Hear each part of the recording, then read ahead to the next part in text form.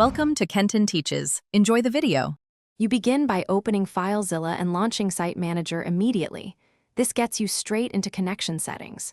Create a new site, set protocol to Sftp SSH file transfer, and set port to 22 unless your admin specified otherwise.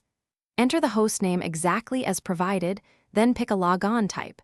Choose normal for password, auth, or key file when you use an SSH private key. Once done, point Filezilla to the private key file or type the username and password, then proceed to connect. After initiating connection, Filezilla may prompt to accept the server's host key. Do so when you recognize the fingerprint.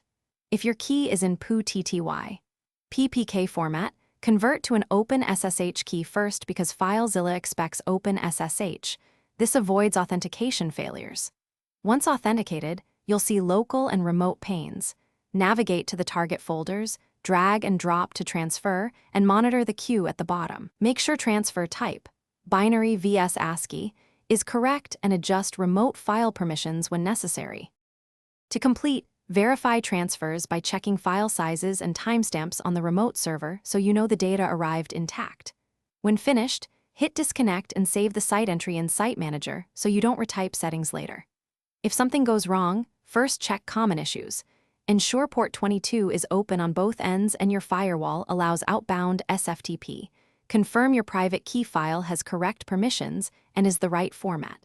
If you still fail, enable Filezilla's message log and review the SSH error details. Thanks for watching. Please subscribe if this video was helpful.